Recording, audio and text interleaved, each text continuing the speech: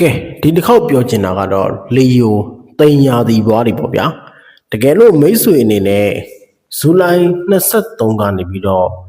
ဩဂုတ်22ကြာဝေးဖွားတယ်ဆိုရင်တော့တင်ညာသီဘွားတွေပဲဖြစ်ပါတယ်တင်ညာသီဘွားတွေဆိုရင်တော့ကြည့်ပါတင်ညာသီဘွားတွေကနေမင်းရဲ့အုတ်ချုပ်ချုံကိုကိုစားပြုတယ်ဗျသူတို့ကကိုရီကိုသွေးခေါင်းဆောင်မှုစွန့်ရင်ယုံကြည်ချက်ခိုင်မာတဲ့သူတွေဖြစ်တယ်သူတို့ရဲ့အားနည်းချက်ကတော့အလွန်မာနကြီးတယ်သူတို့ဘာရဲ့အာယုံစိုက်ခံလို့စိတ်အများများလို့တော့ပါဒါဟာသူတို့အတွက်အားနည်းချက်ဖြစ်ပါတယ်ဒီမာနကြောင့်ပဲပျက်စီးတတ်တယ်လို့ကိုအများရဲ့အာယုံစိုက်ခံရလို့စိတ်ကြောင့်လည်းပျက်စီးတတ်ပါတယ်2026ခုနှစ်ဟာလီယိုတင်ညာသီဘွားတွေအတွက်အင်အားတွေပြန်လည်ထွက်ပေါ်လာတဲ့နှစ်ဖြစ်ပါတယ်ကိုပိုင် brand တွေအလုပ်ကိုင်းတွေအခြေရေးမှာလေးနဲ့ထားမယ်နှစ်ဖြစ်ပါတယ်တင်ညာသီဘွားတွေဒီနှစ်မှာကိုယ်တိုင်ဆုံးဖြတ်ရမယ့်အခိုက်အတန့်တွေများလာပါလိမ့်မယ်အခွင့်အရေးသစ်တွေကိုရဲဝံ့လက်ခံလိုက်စမ်းပါလူကြားထဲမှာမိတ်ဆွေရဲ့နာမည်ပြန်လဲတောက်ပလာမှာဖြစ်ပါတယ်အလောက်ကိုင်းနဲ့စီးပွားရေးပြောပါဆိုရင်တော့အလောက်ကိုင်းဒီ2026မှာအလုံးကောင်းပါလေဇန်နဝါရီနဲ့မတ်လမှာစီမံခန့်ခွဲမှုပိုင်းတွေခေါင်းဆောင်ရာထူးတွေမှာအခွင့်အရေးယူနိုင်ပါတယ်ရနိုင်ပါတယ်အေဘီလာနဲ့ဇွန်လာတွေအလုပ်ပြောင်းခြင်းစီးပွားရေးသစ်စတင်မှုအတွက်အချိန်ကောင်းရောက်ခြင်းဖြစ်ပါမယ်ဇူလိုင်ကနေစက်တင်ဘာလအတွင်းမှာအောင်မြင်မှုရမယ်လူကြီးတွေရဲ့အာရုံစိုက်မှုခံရပါမယ်အောက်တိုဘာကနေဒီဇင်ဘာလအတွင်းပူးပေါင်းလှုပ်ဆောင်မှုတွေမှာတည်ထားပါစာချုပ်စာတမ်းတွေတည်ကြပါပါမိတ်ဆွေတို့နဲ့တင့်တော်တဲ့လုပ်ငန်းတွေကတော့ခေါင်းဆောင်လုပ်ငန်းတွေမီဒီယာလုပ်ငန်းတွေအမှုပညာလုပ်ငန်းတွေမားကတ်တင်းသမားတွေကိုယ်ပိုင်လုပ်ငန်းတွေအရင်တင်တော့ပါလေငွေကြေးကန်စားတာကတော့ဒီ2026မှာကောင်းမယ်လို့ပြောရမယ်ဗျ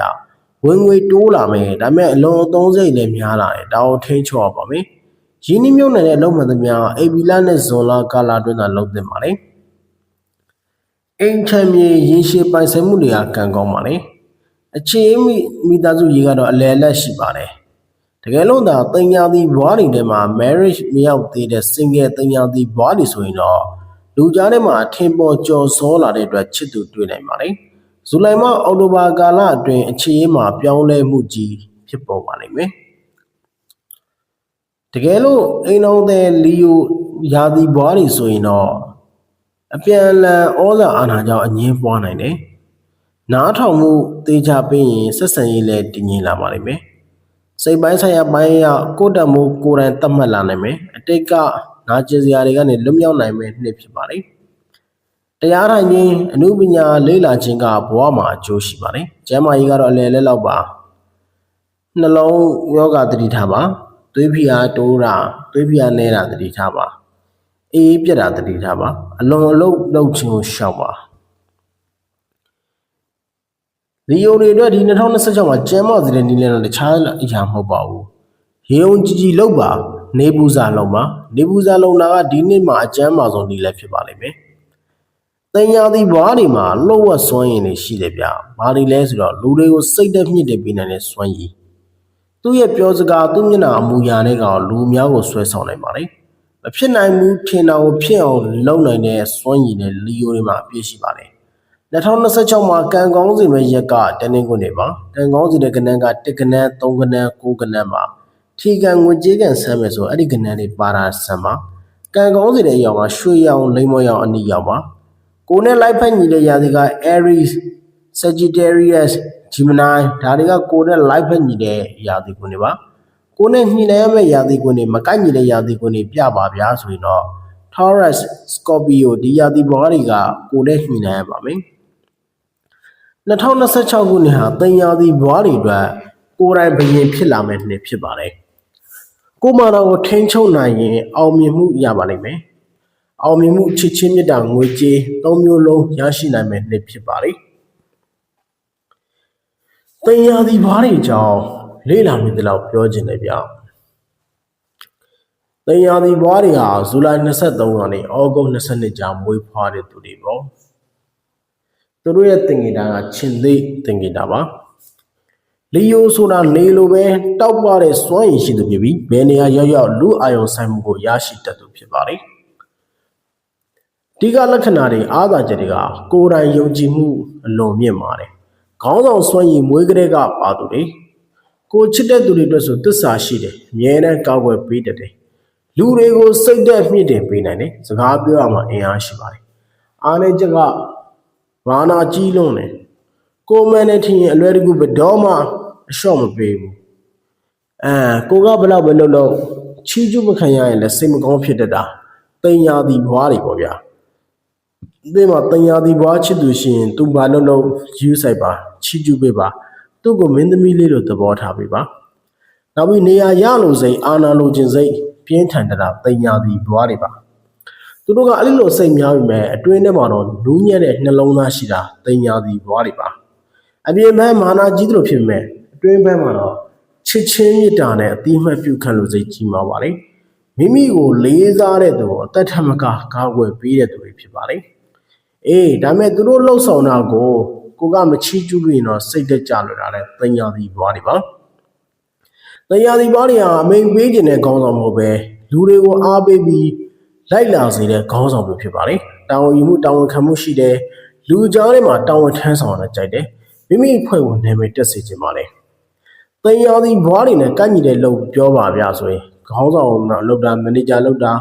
အလုပ်ပညာဂီတသရုပ်ဆောင်မီဒီယာပိုင်းတွေ public speaker တွေကိုယ်ပိုင်လုပ်ငန်းဈေးကွက်ရေးရာနိုင်ငံရေးလူမှုရေးခေါင်းဆောင်တွေမကိုက်ညီရတဲ့လုပ်ဆိုရင်တော့တိတိနေရတဲ့နောက်ွယ်ကအလုပ်တွေအမြဲမိတ်နာခံရတဲ့အလုပ်တွေဒါတွေကတင်ညာဒီဘွားတွေနဲ့လုံးဝမကိုက်ညီဘူးဗျသူတို့ကငွေရှာနိုင်ဆွဲကောင်းတယ်ဒါမဲ့သုံးတဲ့ဆွဲတဲ့ခါမှာလဲလက်လွယ်တတ်တယ်မိသားစုမိတ်ဆွေချစ်သူတွေအတွက်ဆိုရင်အမြဲတမ်းငွေကုန်ပေးတတ်တယ်ကြံပြူးကျင်တာကတင်ညာဒီဘွားတွေငွေကိုအနာဂတ်အတွက်သုံးပါလို့ပြောချင်ပါလေတင်ညာဒီဘွားရဲ့အခြေဟာအင်မတန်ကြီးမားပြီးပြေးပါပေးတယ်သူတို့ချစ်မိရင်သတိထားမယ့်ချက်ကသစ္စာရှိပြဒါဆိုသူတို့အရန်ကောက်ဝယ်ပေးတယ်သူတို့ကိုချီးမကြခဏချီးကျူးပေးသူတို့ကလေးစားမခံရဘူးသူတို့နဲ့ကိုယ်ကလည်းမြင်းပြိုင်လို့ဖြစ်နေရင်အချစ်တွေကညော့သွားပြီဖြစ်ပါလေအခြေအပြဿနာအဓိကမနာလိုစိတ်အပြန်အလှန်အုပ်ချုပ်ခြင်းစိတ်ကိုမန်နယ်တွေလိုပဲယူဆတဲ့စိတ်တွေကပြဿနာဖြစ်တယ်ပါလေမိသားစုနဲ့မိတ်ဆွေခန္ဓာမှာဆိုသူတို့ကသစ္စာဖောက်ခံရရင်ဘယ်တော့မှမမိတတ်ဘူးဗျာဒါအထူးသတိထားပါလူတွေကိုတဘာဝကြကြစွမ်းဆောင်နိုင်တဲ့အင်အားတွေရှိတယ်သူတို့လိုအပ်စွမ်းအားတွေပြောပါဆိုရင်သူ့စကားတစ်ခုနဲ့လူတယောက်ရဲ့ဘဝကိုတော့ပြောင်းလဲသွားစေတယ်အခြေအနေဘလောက်ဆိုးဆိုးမျှော်လင့်ချက်ပေးနိုင်တာတင်ညာဒီဘွားတွေဗျ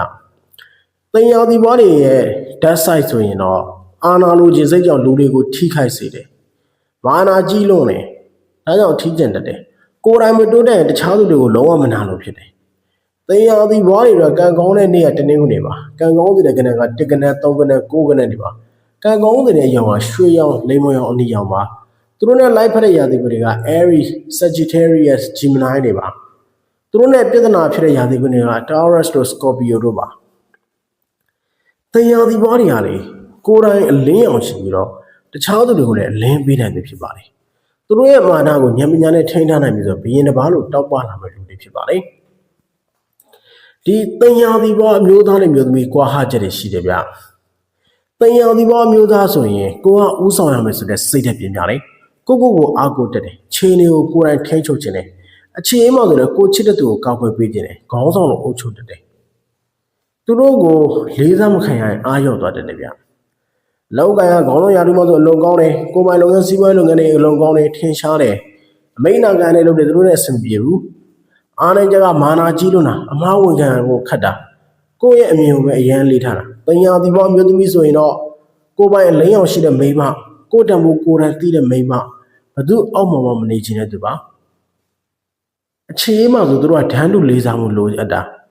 အာယုံဆိုင်ပင်အရန်ကြိုက်တာမင်းသမီးလေးတယောက်လိုဘဝမှာခံစားကျင်တာသူတို့ရဲ့အလောက်ကလည်းပတ်သက်မယ်ဆိုရင်တော့ဒီမျက်နှာပြရတဲ့လုပ်တွေမှာထူးကြုံတယ်ဖန်တီးမှုအားကောင်းတယ်မီဒီယာလူပညာပိုင်းတွေအားကောင်းတယ်လူကြားထဲမှာထင်ရှားကြတယ်အားနဲ့ချက်ကသူတို့ကိုမလေးစားဘူးဆိုရင်ချက်ချင်းဝေးသွားမယ်စိတ်ခံစားချက်ကိုထိန်းရခက်တယ်အာယုံမရရင်စိတ်နာလွယ်တယ်ကဲလီယိုချင်းတွဲမိရင်တော့အလုံးတောက်ပတဲ့ကပ်ပဲပေါ့ဗျာပြဿနာလည်းတက်လို့အပြန်အလှန်ချီးကျူးတဲ့တော့အောင်ပြီမယ်လူဦးလုံးတော့အပြန်အလှန်ချီးမွမ်းမှုလုပ်ဝေပါမမေ့ပါနဲ့အာနာကိုမျှဝေပါတယောက်ဆရာကြီးမလုပ်ပါနဲ့ငါတို့ဆိုတာကိုပဲရွေးပါငါဆိုတဲ့ဟောင်မရွေးပါနဲ့ တန်ရာဒီဘောမျိုးသားဘရင်လိုဦးဆောင်သူတန်ရာဒီဘောမျိုးသမီးကဘရင်မလို့တောက်ပါသေးပါအချင်းချင်းလေးစားမှုရှိရင်တော့အရာအလုံးကောင်းဆုံးဖြစ်ပါလိမ့်မယ်ကဲမိတ်ဆွေဟာဇူလိုင်22နဲ့ဩဂုတ်20ဇူလိုင်23နဲ့ဩဂုတ်22ကြာမွေးဖွားသူဆိုရင်တော့တန်ရာဒီဘောဖြစ်ပါလိမ့်